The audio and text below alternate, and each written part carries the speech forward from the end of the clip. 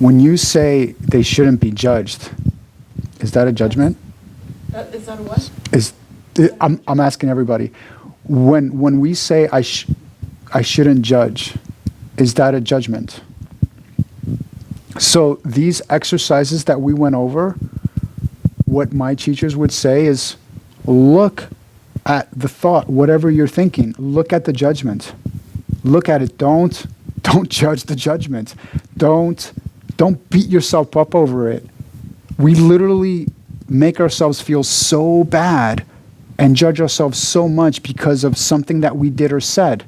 We literally are our worst own enemy.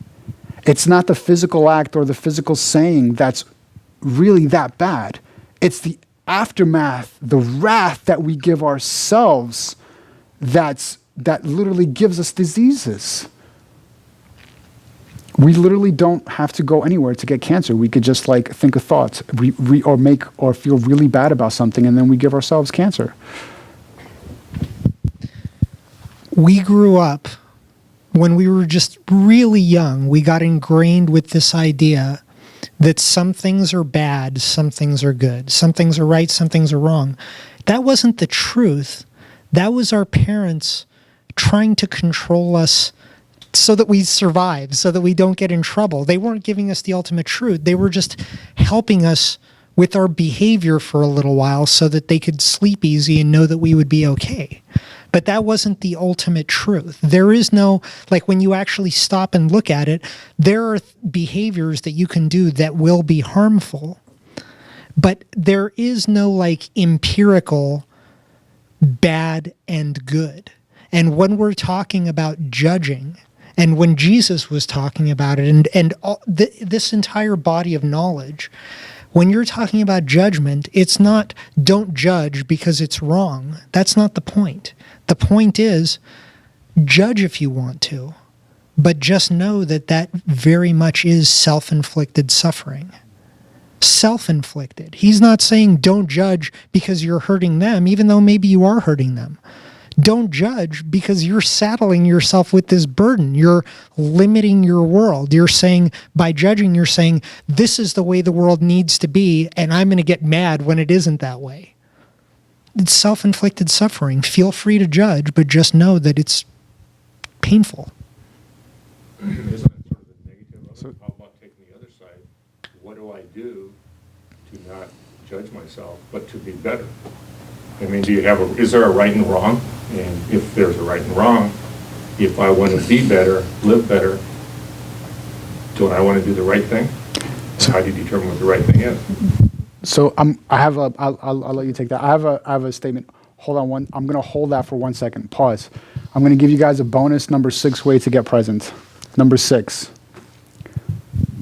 Ask yourself, who am I with right now? Or what am I with? What feeling am I with? Am I with anger? Hey, anger. We're driving on the 405. It just looks like you're staying with me for a while. I see. Am I with jealousy? Am I with a person that has rage? Just once in a while, ask yourself, who am I with? What am I with? I was driving on a 405 and I was late. And I noticed that I get really anxious when I'm late. And I'm like, wow, so then I just noticed that, wow, I'm getting I have intense, deep anxiety, and I'm late. And I'm like, wow, let me tap into it. And it was very fierce. It was very intense. And then it was like the Tasmanian devil running all over my body saying, oh my God, you're late.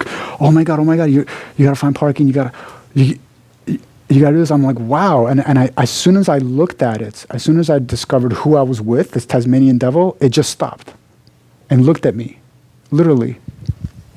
I didn't force it to stop. I didn't force it to look at me. That's what it did when I focused my attention on it. But I as soon as I looked away from it, then it went back to all going all over my body. Oh my God, you're late. Oh my God, what's going to happen? There are people there. You're the organizer. Oh my God, you got to call this person saying that you're late.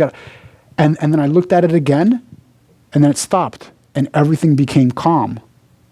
it was easy to look at it. It was easy to stay focused. Well, it wasn't that easy, but it was easier to stay focused on it when I was driving straight on the 405. As soon as I started making rights and lefts off of the 405, when I exited the 405, then that's when it started to come back on again. So know who you're with. Know what feeling you're with. Know thyself. What's the ending of know thyself? Know thyself, and you will know the gods. So you had a question, which I told Well, you. yes, let me sort of, with what you're saying there. That's sort of like getting rid of negative feelings, but rather than getting rid of the negative feelings, I want to get the positive Yeah. feelings, okay? Yeah. It's just the opposite. Yeah. If I'm driving down the freeway, I may not have a negative feeling, but I want to get more of a positive feeling. So the person that cut you off, can I get a positive feeling toward them? Maybe he's in a hurry because there was an accident, he's a doctor. You know, there could be all kinds of reasons why he's speeding. Maybe he didn't even mean to cut me off or cut you off in the situation. Rather than alleviating the negative feelings, I want to develop the positive feelings. How do you do that? I have a way. Okay.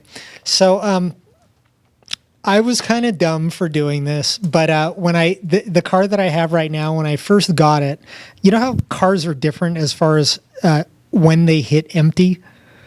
Like all the cars that I'm used to, it had to go like way below the red before it was empty.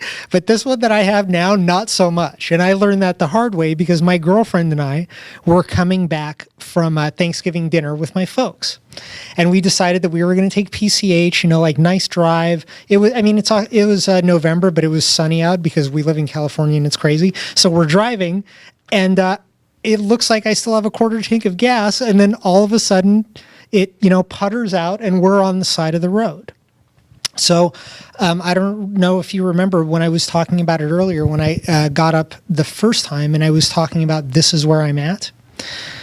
My first reaction, probably, I was expecting to feel some kind of anxiety. Like, this is a difficult situation. Oh my God, you know, like whatever. And I was pleasantly surprised that I didn't feel that because instead, I guess by then it was ingrained in me. And before having my reaction, I automatically just recognized that, yes, ran out of gas. And that doesn't change the fact that this is where I'm at. And it also doesn't change the fact that I get to do stuff about where I'm at. So I got on the phone and, you know, got somebody out there, you know, and within a few minutes we were back on the road.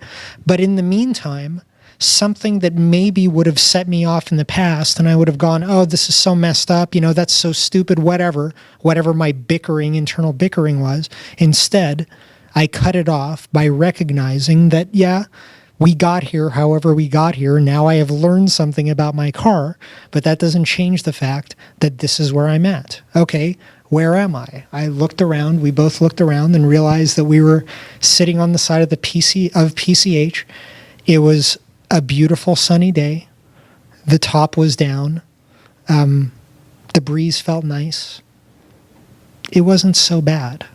It's bad when you buy into the, oh my God, how could this have happened? Life isn't the way it should be. But when you put that aside, and the way I'm talking about putting it aside, you mentioned techniques. So this, I guess you call it a technique, is by recognizing that at any given moment, this is where I'm at, regardless of past circumstances. I get to enjoy where I'm at rather than hate it. I want to answer the question. Also, if I may. You may. The question is, how do I be happy? Your quest to be happiness will result in you being happy half the time and you being equally sad the other half the time. Happiness is one of the 99.999 things in the universe that has an opposite, which is sadness. There is very few things that do not have an opposite. It is joy. It is love. It is presence. these things do not have an opposite. So my quest is not to be happy or sad. My quest is to get deep in the truth. How am I truly feeling? That will take me to joy. One time I was feeling intensely happy. And I'm like, wow, I'm feeling like really happy. I started dating someone and a few weeks had gone by and things were going really well. And I was just feeling intensely happy from here to here. It was pure happiness. It was bliss. And I'm like, well, I know that I can make the sadness kind of like go away, literally transform if I breathe the sadness, the discomfort feeling all over my body. And then it literally transforms into joy. Now, what about happiness? Let's just try something. So the happiness was here to here. I breathed the happiness all over my body. After a minute or two, it turned to intense joy. So my path is never to get something that's this temporary state. My path is to always discover whatever situation I'm in, to discover the truth behind it, to discover my deep down feelings behind it, no matter how fierce or intense, no matter how happy or blissful. And what I've discovered, the more I'm willing to look at that really deep down negative, intense feeling, the intensity that I look at the intense negative feelings comes the intensity of the blissfulness also. It just automatically unfolds in my life. When I go home and meditate and look at this dark side, and then I go out to a party and I have the best time ever. Just things, people that are happy just come to me because I was able to look at this dark side in me. It wasn't controlling me. The true me was controlling me, which is presence. And people that are more tapped into presence also, they naturally gravitate towards you. And this is what's been going on with me the last few months. Yes, Kundan. I'd like to answer that too. My quest is also to amplify what you said. It's also not You can put the camera on him, but not anybody else. To be free, because beyond happiness and sadness, there is a freedom that doesn't compare to anything in the world that I've ever experienced. Some call it awakening. Doesn't matter what the word is. I love to call it freedom because it really makes me free to be the biggest version of who I am in the present moment. And that freedom for me has been better than all the money in the world, better than sex, better than women, better than everything. And I wouldn't trade it for anything. Not that much better than women, though, right? I mean, come on. Michael, that was very nice, by the way.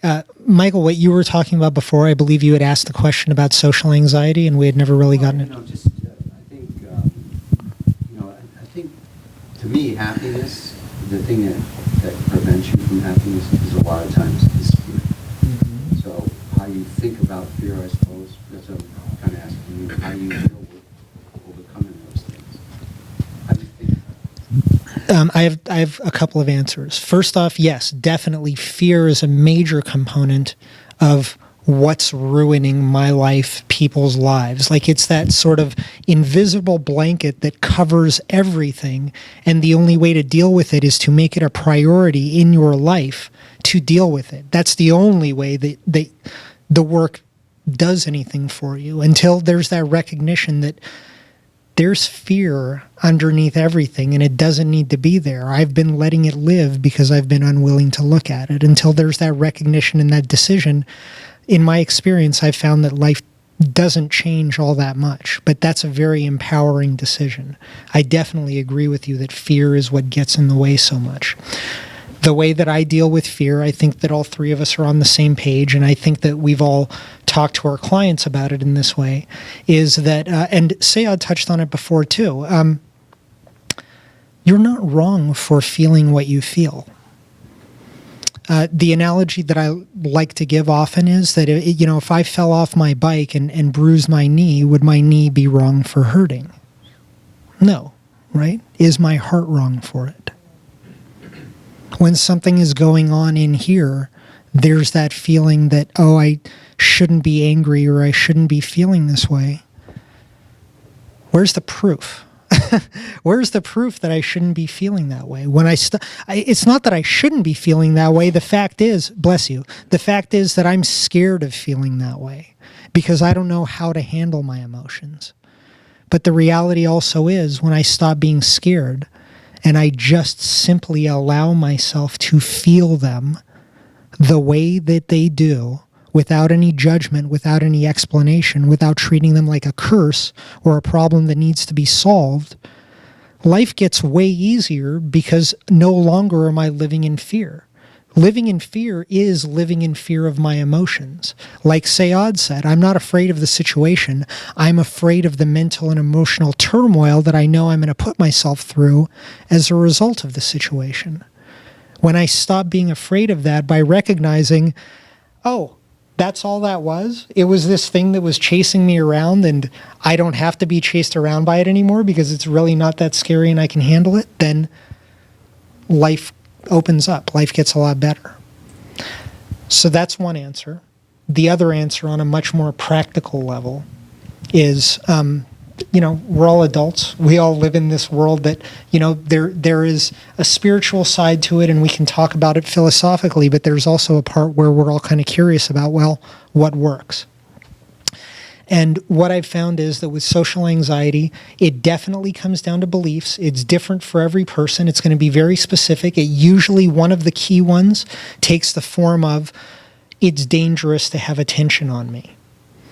Some variation of that. And that, again, came from somewhere between 5 and 7. And there's I was sharing with a few of you during the break that there are some very simple techniques. Lefko method is excellent for that. NLP reframing is excellent for that. All of us do belief work.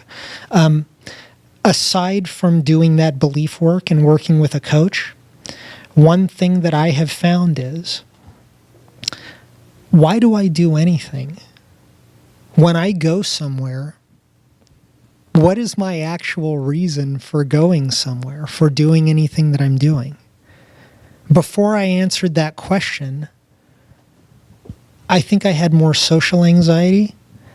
And I think that the default answer was, well, I'm going to, do things right and not be wrong and learn from people that I'm okay the way I am.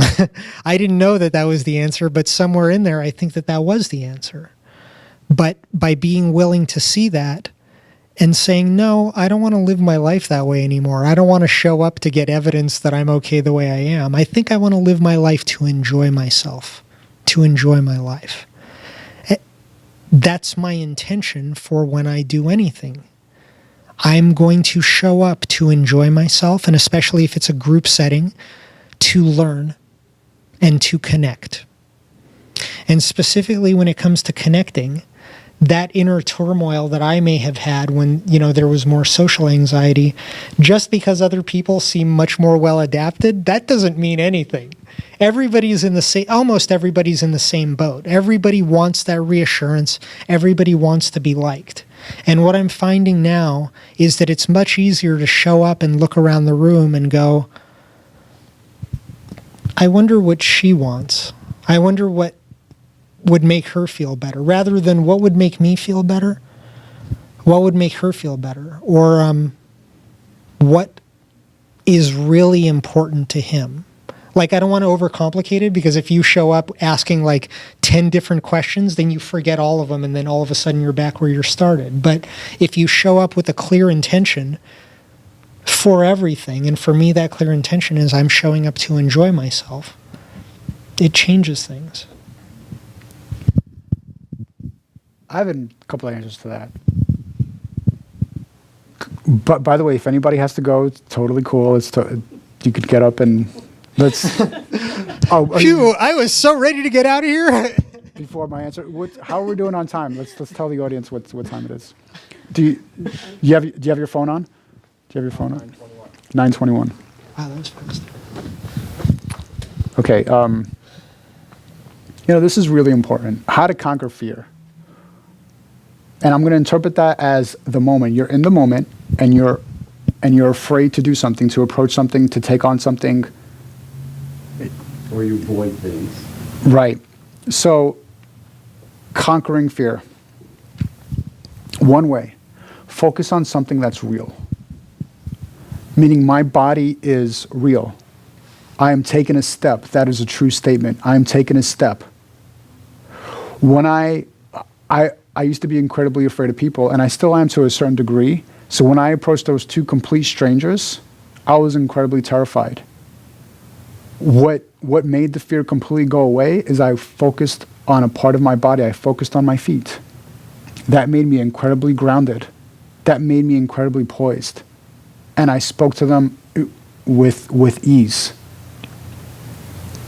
Another way to conquer fear is to dive fully deep into it. Ask yourself, what exactly are you afraid of? Oh my God, I'm afraid that they're going to hit me. And then imagine the worst outcome possible. Imagine or let's say I'm afraid they're going to yell at me. Imagine, let's say you're afraid to approach two people and they're going to yell at, let's say they're going to yell at you. So imagine the worst scenario possible. Well, they're going to do this. They're going to call me names. They're going to make fun of me. They're going to, and so on and so on and so on. You're diving in fully into the fear. You're looking straight at it head on now. You're imagining it. And then you get through it, and at the end, you're still alive. You're still you. And you're like, oh my God, that's what I was afraid of? Well, now I can do this. That's looking at what's literally controlling you. Recognizing that the fear was only scary because I was afraid of facing it. Flipping that around and realizing that I can totally feel it. It's not that hard. It's actually not so bad. Being willing to feel it without any of the judgments, without trying to fix it, really alleviates that. And Kundan's going to talk in a minute and answer the question. And there's another way to conquer fear. Let's say I am afraid to approach those two people. Let's say that I'm afraid to approach those two people because they're going to yell at me or make fun of me. I wouldn't be thinking those thoughts. I would not be thinking those thoughts that they're going to do it to me if the opposite didn't exist. What's the opposite? Me yelling and making fun of other people, or me wanting to yell or making fun of other people, me having the beliefs or the behaviors or the patterns. I don't necessarily have to do it, but if it's still part of me. So check inside yourself. Who am I wanting to yell at? Who am I wanting to make fun of? Who am I wanting to discriminate? Who am I not accepting? What people that are around my life do I think are below me? Because if I think that these two people that I'm afraid to approach, if I think that they're above me, everything must have an opposite. I must think that people are below me. If I bring these two people that I'm afraid to approach, I bring these two people close to me, like they're here, then the below, then its opposite also happens. Then nobody's above me, then nobody's below me either. So doing the opposite. Who am I discriminating against? If I bring these people to my level, you know what? I am not better than these people. I am not worse than these people. These people are my brothers. These people are my sisters. These people are my peers. These people are my equals.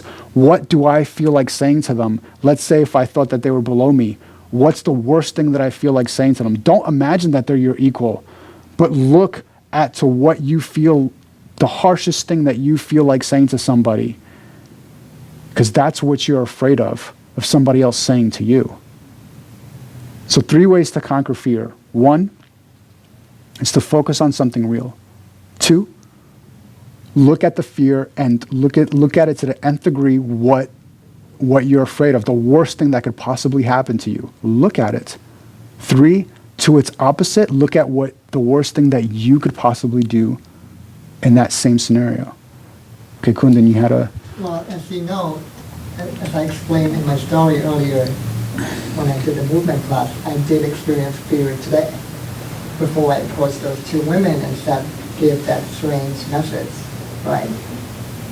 That, this moment right now is enough. And I did experience a lot of fear. I did not want to do that. What I did was I connected to the part of me that was bigger than the fear. I call that part of me pure freedom. Some call it the observer, the witness, the presence, the beloved. I just call it pure freedom because that state has no beliefs, no meaning, no fear, nothing at all. It's pure empowerment. It's that state that knows everything is going to be okay.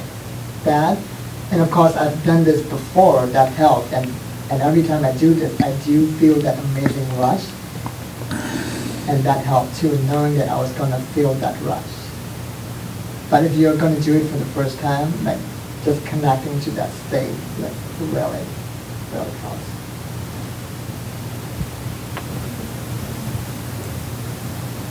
Cool. All right. Other comments, questions, anything that we talked about earlier today that triggered any kind of curiosity? No? Okay. There's an Eckhart Tolle meetup group that meets every other Wednesday. So I run it. It's in Huntington Beach. So, and I think the link for it, half the people here are from the Eckhart Tolle meetup group, and then the other half are from OC Good Life. Raise your hand if you're from OC Good Life. If you're from OC Good Life, just type in, if you want to know about this, just type in on meetup.com, Orange County Eckhart Tolle, or go to that meetup that you always repeat yes to, and it should be, there's a link, should be a link to it at the bottom. Wow, thank you guys. Thank you guys for coming. There's no Thank other you very comments? much. I got a quick question. Well, if anybody has to go, go. If anybody has to go, go. It's still, do you have to go, or can we take two, three more questions? I'm Great. staying for a while. Yeah. Okay, great. Oh, did you want to have like a one-on-one like filming, or no? We'll do that another time. I'm up for it. I'm up for it. Okay. Yeah. Okay. So you're both coaches? Is that, you refer to yourself as coaches? All three of us, yes, are coaches. We regularly see clients. Yes. And coach, and tell me a little bit more about that. What exactly is that? I mean, I know what a football coach is, basketball coach. So what do you guys coach exactly? I guess I would consider myself a counselor. Counseling? Fear, depression, sadness, guilt. Like I have two clients right now. One went through she went through a breakup, and she was feeling intense, and she wanted to learn how to date again. And I have another client that that his life is just in like blah, like he feels like he's not going anywhere. He feels like he's like struggling. So things like that. And Kundan, I believe he specializes in love, like love and body movement, and getting in touch with. Oh, can you pick up that bottle? He specializes in love and body movement. And then Alex, I do. Most of my work is with limiting beliefs. I do hypnotherapy also. So, like quit smoking, lose weight, that kind of thing. But if I had to just summarize everything that I do, I would say I help you get over things. I think the garbage is over there. Like whatever it is, most of my clients, when I'm working with clients, there's something they want to get over, and usually it's some kind of a behavioral pattern that most of the time either has to do with career or relationships. So you guys are like life coaches, basically. That's one interpretation. Yes. I guess like I'm building a website called Conscious Counselor.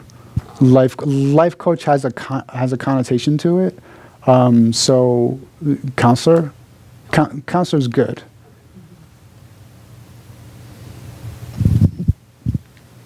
So do you have your This- cards or place those around? Yes, we can do a list later. Like if you guys want to stay in touch, anybody wants to stay in touch, either the meetups or for either any of us individually, we'll do a list later, and where you can put your email address. Yeah, or Also work with the emotional freedom technique. I do that from EFT. I do that from time to time also. If people ask for it, then I do EFT. Yeah. by the way, if you want to write down my direct cell phone number, my name is Sayad, SEAD. My cell is area code 845-494-0969. And did you have a? Sure. Yeah. Alex? Yeah. 714-394-8820.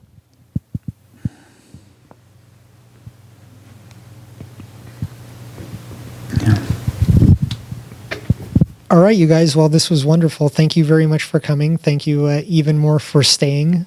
I really enjoyed the discussion. I'm glad you came. Thank you very much. Oh, thank you. All right. Thank you, guys. Thank you, guys. Thanks, I appreciate it. Michael, very nice meeting you. Yeah.